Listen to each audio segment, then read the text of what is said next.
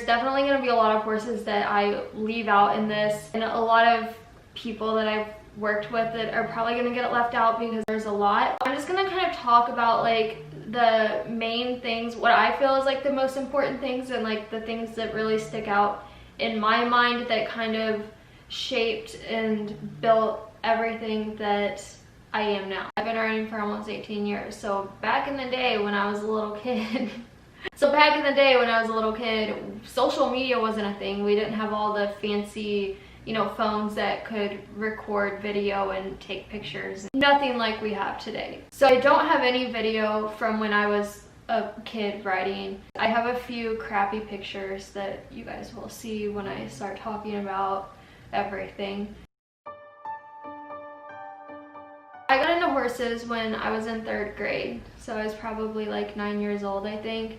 My best friend in 3rd grade had a horse that lived on her property, and then her cousin had a horse that also lived out on that property. Whenever I'd go spend the night at her house, we'd watch the Saddle Club, and then we'd go see her horse and like we'd reenact the Saddle Club or whatever.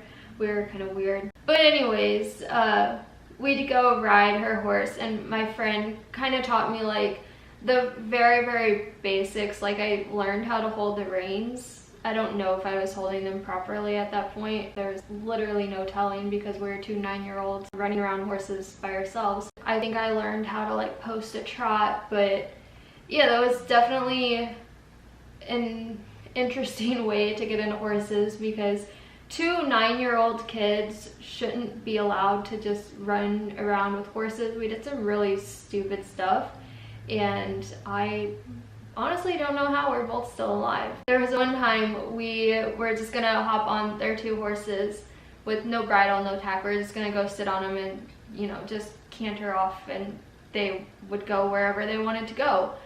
So she rode her little pony, and I was like, oh, I'll ride your cousin's horse that hasn't been touched in like years. So get on this horse, and you know, they take off running, and I'm just hanging on for dear life because I really don't have much experience riding at all. So do I have any business galloping around bareback with no bridle on an unhandled horse? No, I absolutely don't.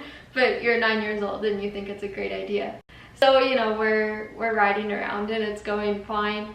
And then I don't really remember exactly what happened, but they both just take off at a gallop, and they have like a bunch of trees in their field, and so they take off running into the trees, and there was like a tree limb hanging down like the height of my head, and yeah, it ran me right into that. And so I had the option of, you know, getting knocked in the head by that big tree branch that was not going to move, or bailing and falling off the horse. So I chose to hit the ground without hitting my head because either way I was going to hit the ground. So yeah, that's kind of how I got into horses. I rode my friend's horses for, I mean, probably like half a year. I really don't know, it's been so long. I rode our horses for a while, and we just played around and had fun and were kids and made really stupid decisions. This whole time I'm begging my parents for a horse. I was hooked, and you know, they're like, no, like you don't know anything about horses, like what are we gonna do with a horse, like you're gonna outgrow it. Typical things that you get from parents when their child wants a pony. We found this barn, and I don't remember if we found the barn because we were looking at a horse first, or if we found it for lessons first and then found the horse. So this kind of all just happened at the same time, we'll say. I did take lessons at this barn that we found. I remember the first like proper lesson that I had was on a pony named Gypsy. I think she was a good little pony. I didn't take very many lessons on her though, because our wonderful and brilliant selves, who just knew so much about horses at this point, decided to buy a horse. We found this horse that was at the barn that I was taking lessons at, or maybe was taking lessons at after we found the horse. Like I said, I don't remember the order of it, but we found this horse. She was a 5-year-old mare with 30 days of training.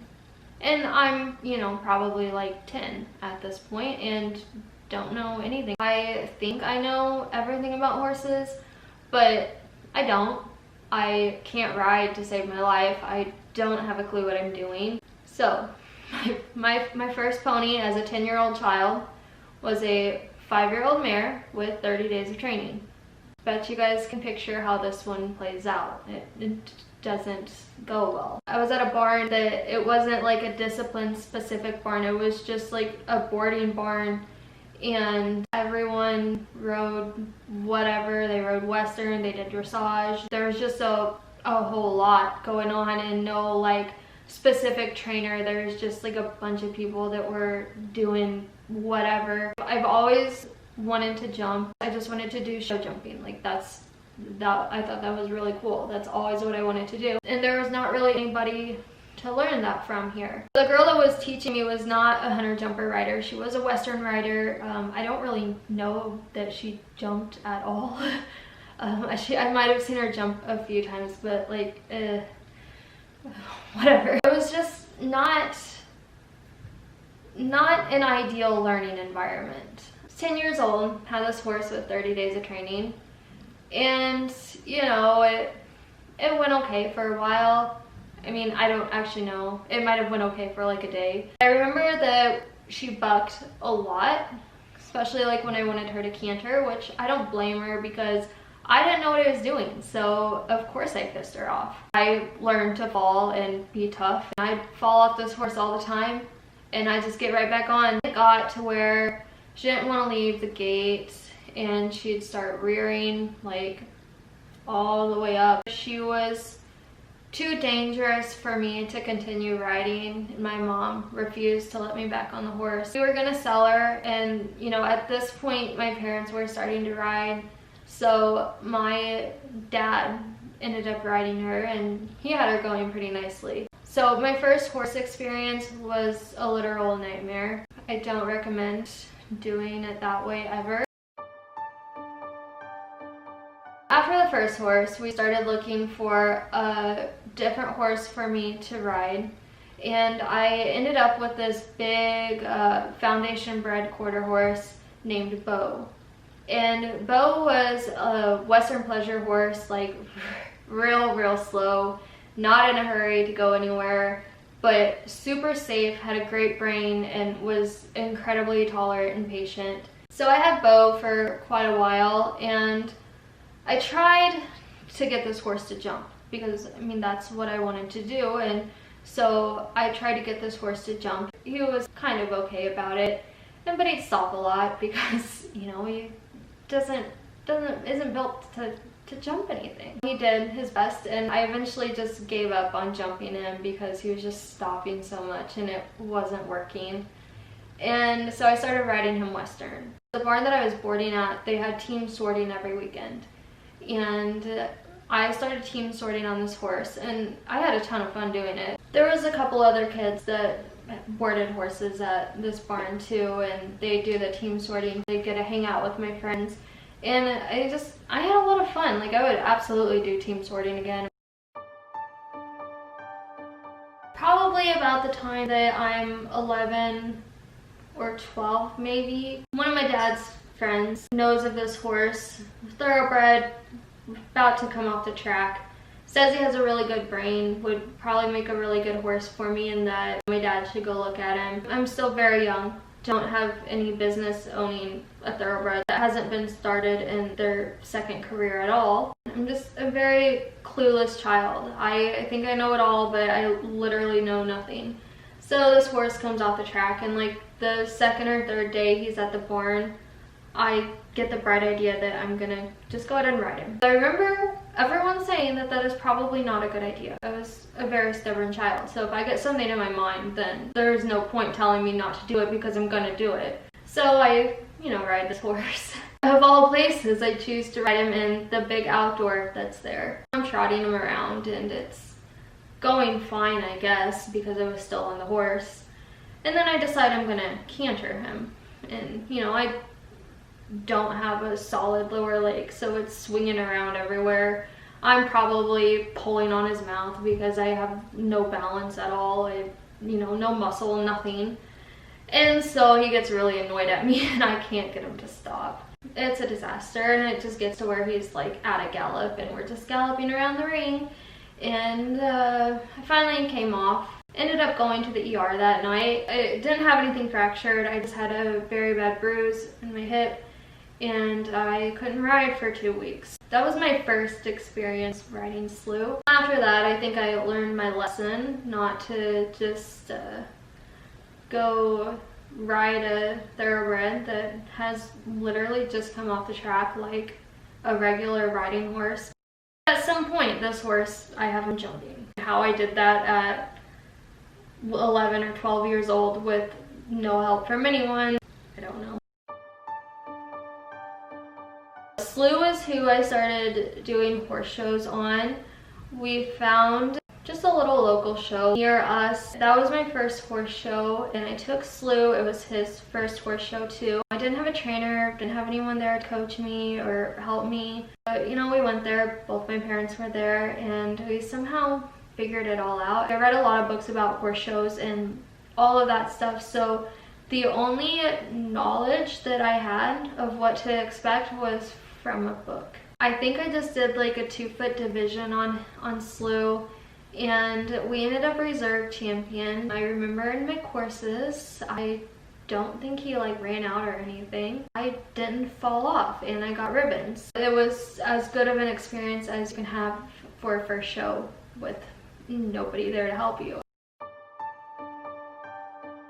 Somewhere around the time that I got Slew, there was this little paint mare at the barn. She was probably like 3 or 4 years old. Really sweet. Like I fell in love with her. I loved that little pony so much. The barn manager said that he would sell her to me for, a couple $100.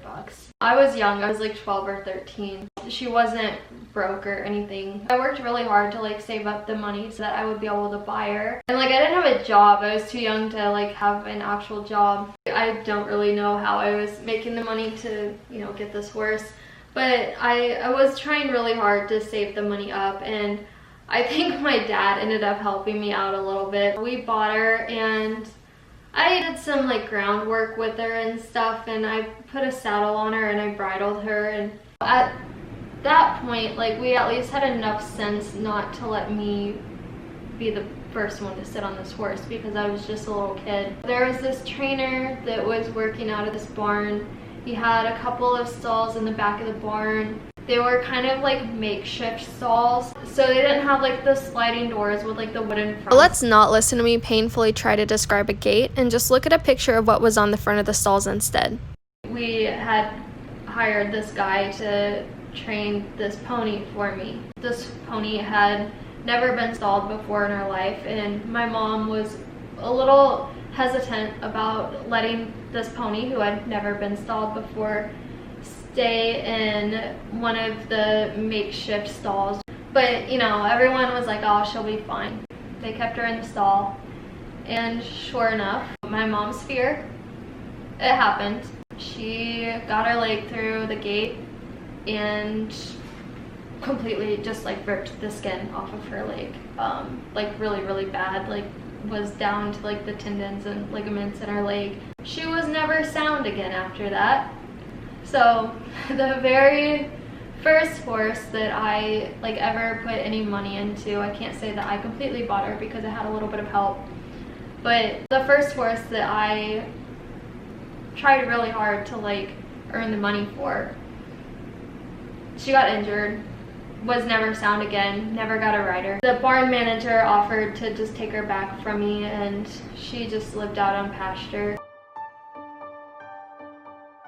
I think probably by the time I'm like 13 or 14, we're starting to show up north a lot. Somewhere around the time Thunder comes along, my brother rode him a lot. He's like trying to rope on him, and I think my brother did team sorting on him. The only reason I know Thunder was at these shows was because when I was cleaning the office out, I found ribbons from him at these shows.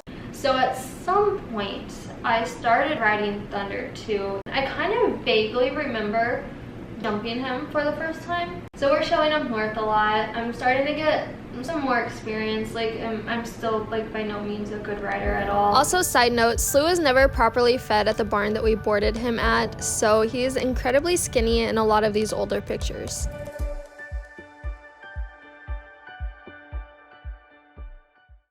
The first few years I was showing, I had literally nobody. I was just learning as I went and reading a lot of books. I like had to be very, very observant at horse shows and just figure out what everybody else was doing and like learn that way. Somewhere along the line, I started showing in like the St. Louis area. By this point, I'm showing Slew and Thunder a lot. Thunder's jumping, he's doing like the baby greens, and Slew's doing the 2-6 hunters down there. I somehow got a lead change on these horses. And, you know, I didn't have any proper training of how to ask for a lead change, let alone teach one. And I started to have some success, especially with Slew. People started noticing him. He made a really, really nice hunter.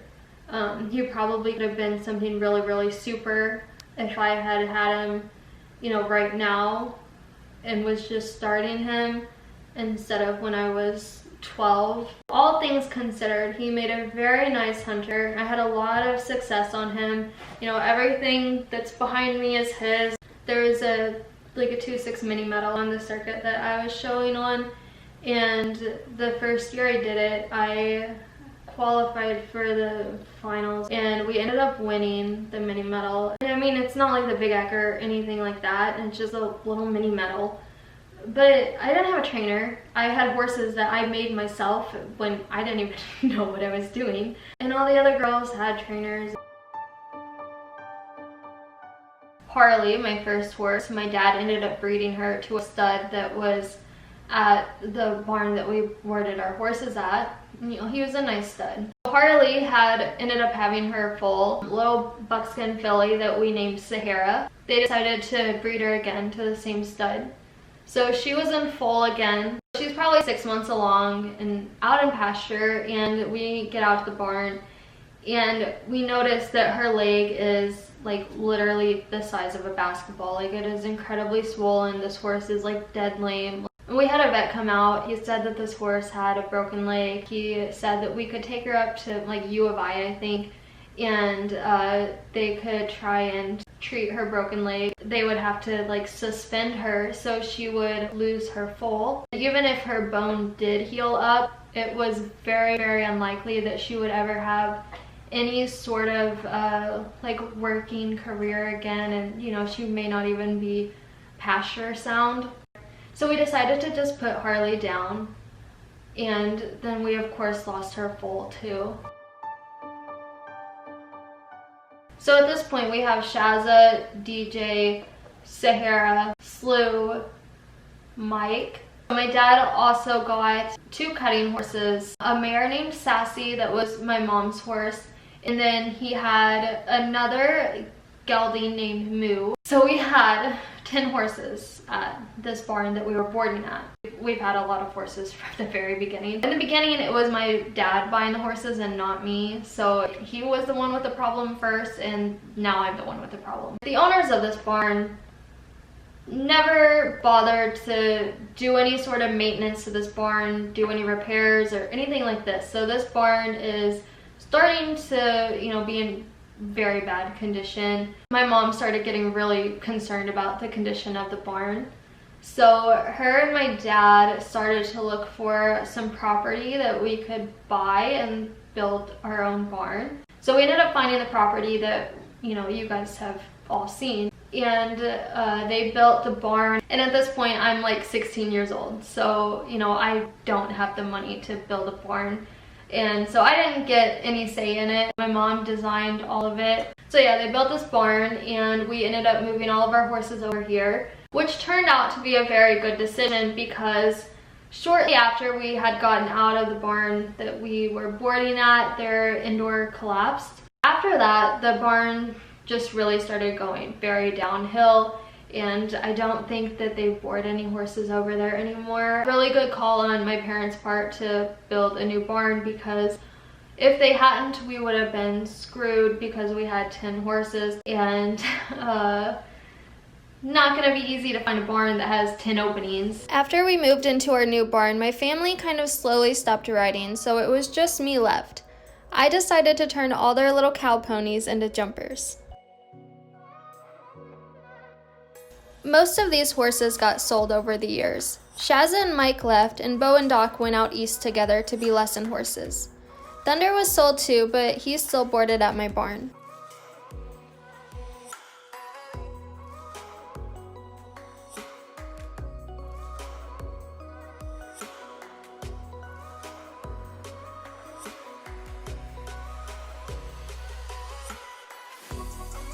And Moo, although he didn't look like he'd have much of a jump in him, secretly had some springs in his legs.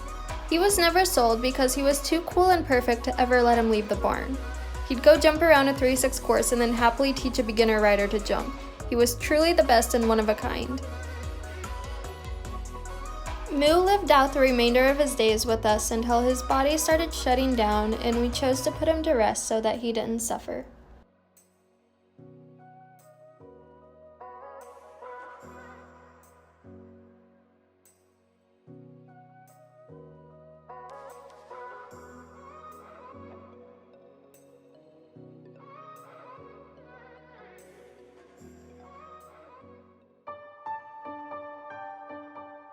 Showing wise, you started learning more and more, got a little better. I was starting to kind of make some friends on the circuit that I was showing on, and probably by the time I'm like 15, maybe 16, I realized that there's like rated shows, and I decided that I really want to go to a rated show.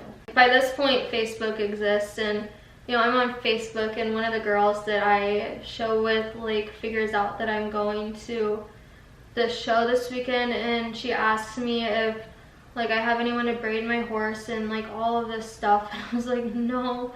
And so she hooked me up with her braider, and she asked me if I would like her mom was a trainer.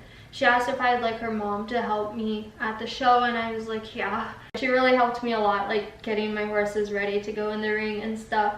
But like as far as just like the horsemanship things, like I remember she got really upset at me because my boots were dirty and none of my tack was clean, and she really got on to me about that. So my second rated show, I did the Children's Hunters, and we had a good first day in the division, got some ribbons. The second day we're in the big ring, the jumps are a lot more impressive. The first 3 jumps of our first course on this day were fantastic. Like I couldn't have ridden them any better.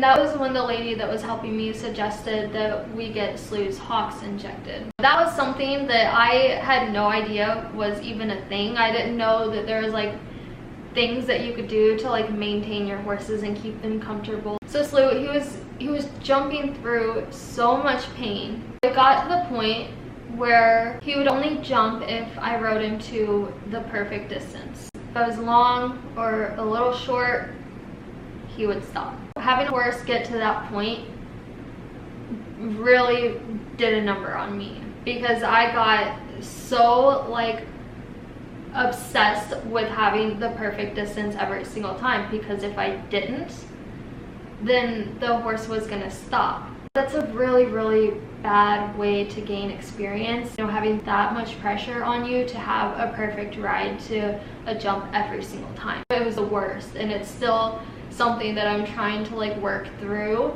When we came back from the second rated show, trying to jump him at home, he wouldn't jump anything. He was done. He was in so much pain. He wouldn't even step over a little cross rail. He had done everything that he possibly could and had pushed through the pain until he just couldn't anymore. And so we got his hocks injected, and he started to get better. The vet that she recommended to us is still the same vet that we use today. He's been wonderful. He does a very, very good job. There's one show, the judge really liked Slew. He won like every class, we were a champion, whatever. And it just so happened, you know, a couple weeks later, this judge was in the area, has a friend very close to where I lived who is a mutual friend of my mom. So this lady, she brings, you know, the guy that had judged the horse show out to my barn, and I happened to be on Slew at the time when they showed up, and he recognized Slew, and you know, we started talking to him and whatnot. And so he started training out of my barn, and like this guy, like I desperately needed that in my life, like, you know, when I was 9 and you know, the whole time I was riding, I needed that. He came into my life when I was 15, 16. I learned a lot from him for a few years. He helped me get Slew going really nicely. This was around the time that we started having the hock issues with Slew. So he got his hocks injected and he was feeling a lot better, and then he was being, you know, stupid outside because he felt a lot better, and he pulled a muscle in his back. So we had a huge battle with Slew getting his back to heal up and get back to 100%. Around this time too, Sahara and DJ, the two foals that we had, were probably 3 years old now. So we were working on getting them started under saddle. Sahara, I, you know, saddled and bridled and did all of that stuff on my own. And I backed her for the first time. Now, I didn't know what I was doing. So, you know, I just sat on this horse. I never really got her to walk. The trainer that had started working out here, he started working with Sahara and DJ and got them going under saddle. You know, just very basics like walk, trot, and I think he cantered them a little bit too. And then I did the rest. I got them started jumping and all of that. This doesn't have a single thing to do with the clips you're watching right now, but shortly after moving into the new barn, I fell off Slew and broke my ankle and had surgery, and I now have 2 screws in my ankle. Just thought you guys should know.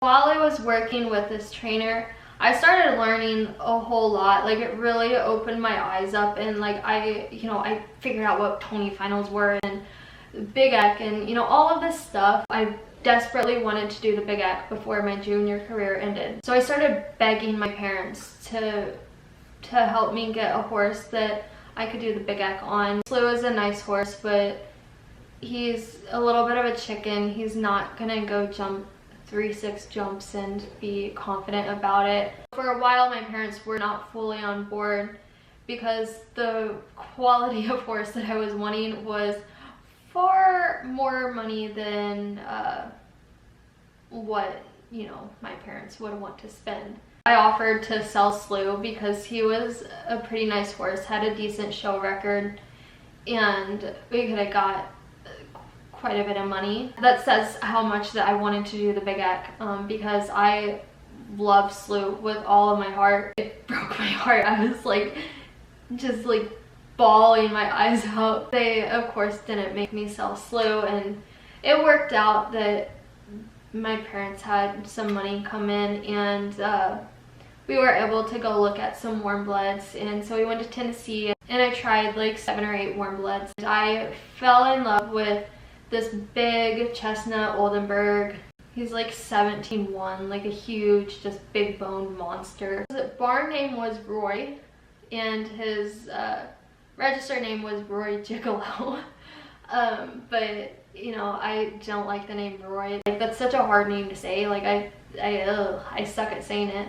Probably not even saying it right, because I just can't say it. That name was obviously not gonna stick, and I ended up calling this horse Big G. He had supposedly done the junior jumpers before, but we'll get there in a minute. There's no telling if that was actually true or not. I think I had just turned 17 when Big G got to my barn. I worked with him a lot with my trainer, and I mean, even from the day that I tried this horse, my trainer would just put the jumps up like huge. Like I was about ready to pee my pants while I was trying this horse because I didn't know this horse at all, and my trainer's like, oh, let's just put the jumps up and, you know, just see how it goes. We were jumping like 3.9, 4 foot at home, and you know, I desperately wish that I had more pictures or video from this stuff. I don't have any video from like our bigger jump schools, or I have a couple pictures, but it was on a day that I wasn't jumping as big, so it's not as impressive. I didn't start showing him right away because I obviously just needed to, you know, figure out how to ride the horse first.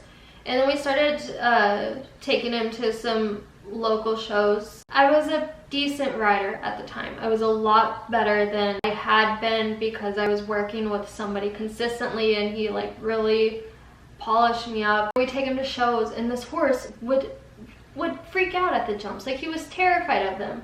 And so he ran out so many times, and like I had so much trouble getting him over the jumps.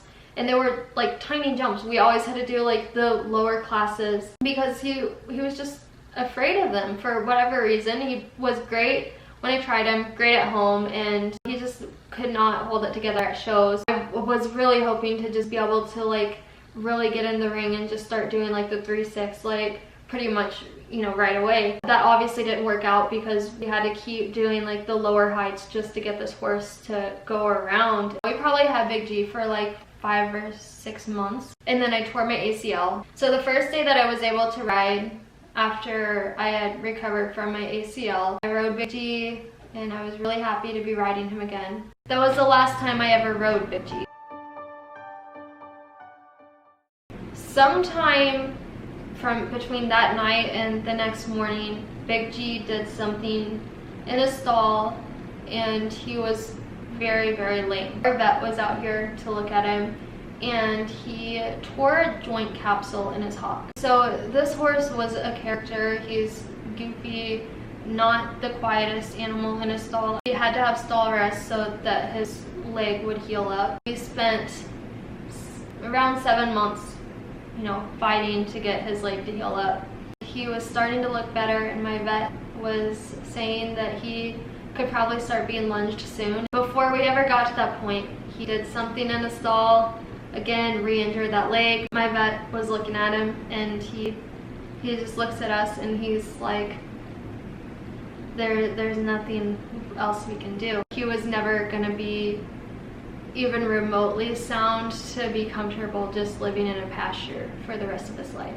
We had to put this horse down. That was the hardest one to let go of. I, of course, wanted to be there when he was gonna be euthanized. I was like 17 at the time. And my vet was like, you know, you probably shouldn't be out there. This isn't something that you want to see. So I stood in the indoor, and I like peeked out so I could see what was happening.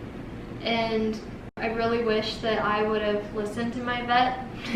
It's an image that like I still replay it in my head like all the time. I can remember it like it was just yesterday. As soon as they injected it, his legs just went stiff, and he fell right over, and that was it. I was still so young. Like, it was not fair. It was really hard on all of us. It was hard on my mom, and it was really hard on my trainer too, because I mean, this horse he was special. I was wanting to do all of this stuff with him, and it all just got ripped away. I wasn't really wanting to ride a whole lot. My trainer, like I said, it was hard on everyone. I think this is probably what caused him to start drinking again. I'm still taking lessons on Slew. I knew he was drinking again because I could smell the alcohol on him. He was still showing up on time, just, you know, reeking of alcohol. And then it slowly progressed to, you know, he's late, and then to not showing up at all. So, you know, he just stopped showing up, and I never heard from him again. That was really shitty because the one mentor that I've ever had in my entire life just abandoned me, and I mean, he never like said anything at all. I don't even know where he's at now. It was all such a hard time.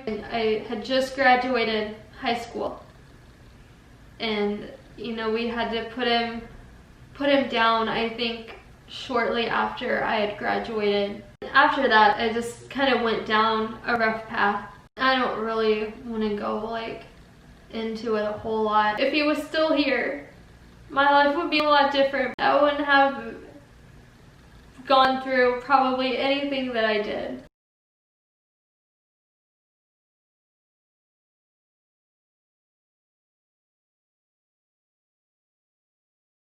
I did go to college for a few years, and they were the worst years of my life, and it had nothing to do with school, but there were some other personal situations that, like I said, I'm not going to talk about in this video because it's just not the place. This was a really hard time in my life, but I wanted to address it in some way so that I could talk about my time doing IHSA because it was just about the only good thing I had in my life at the time. I started on the hunt team in the intermediate division because as far as rated shows went, my show record sucked. I pointed up to open quickly and rode flat and over fences for my remaining years in college.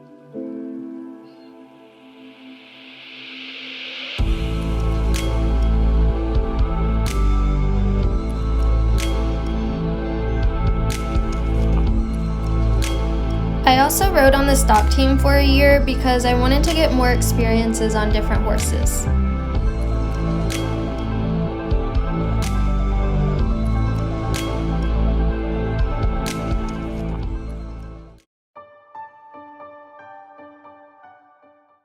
So probably around the time that I'm starting to go to college, I acquire a big gray thoroughbred and a big bay mare that were both given to me by my dad's friend who owns racehorses. These are the first thoroughbreds that I've had since Slew. The big gray one, his name was Honey when he was at the track, which is a completely unsuitable name for this horse because he is not sweet at all. I changed his name to Frankie. He was 4 years old when he got here. He had a really bad case of white line.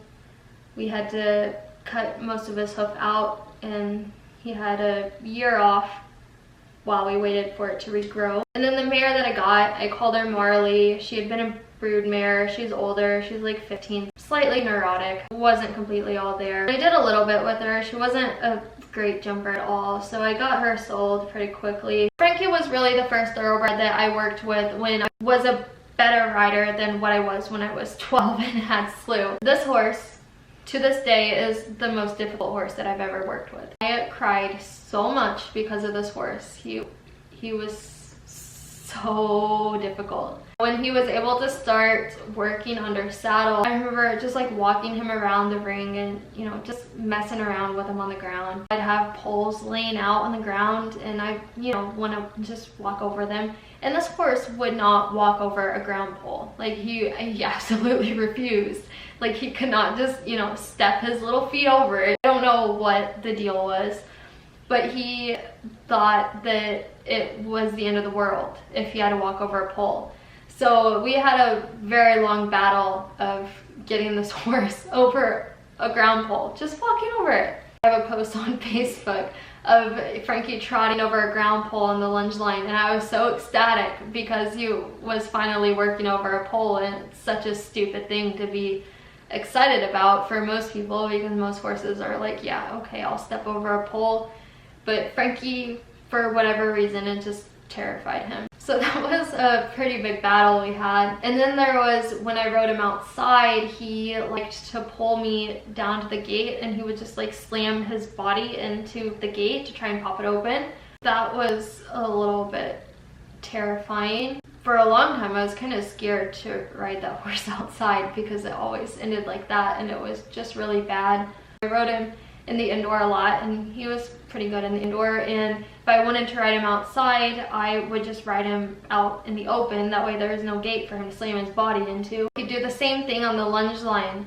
If I'd lunge him outside he would pull away from me and just go at a full gallop and just slam his body into the gate. There was some dents in that gate from that horse and he'd try and pop it open, and sometimes it worked, and then there was a couple times when he just jumped the gate. I know there's a picture of him where he's standing like by the front door of our barn with a lunge line like dragging behind him, And yeah, that's from one of the times when he pulled away from me in the outdoor and escaped. So he was a handful. He is one of the most opinionated horses. He is hands down the most opinionated horse that I've ever seen. When he was finally ready to start jumping, because you know he would like actually walk over a pole on the ground, it was a whole nother problem in itself, just getting him to trot over a fence. It took a while to get him over a fence, but he eventually like got brave and did it. He slowly kind of built his confidence. Like we could do some cross rails and then, you know, verticals. Kind of freaked out about that too, but got over it. And then oxers, scary too. Had to do the whole run out thing for, you know, weeks. And then, you know, we finally put on our big boy pants and went over the oxer. You guys have probably seen him now. He goes around great. He does lessons and, you know, little kids ride him and he just goes around. He did eventually get there. It just took some time. Frankie wasn't the ideal horse to start your training career with. It was incredibly difficult and frustrating, but I stuck with it and look at him today. He's a semi-well-behaved Franklin. Occasionally has opinions still.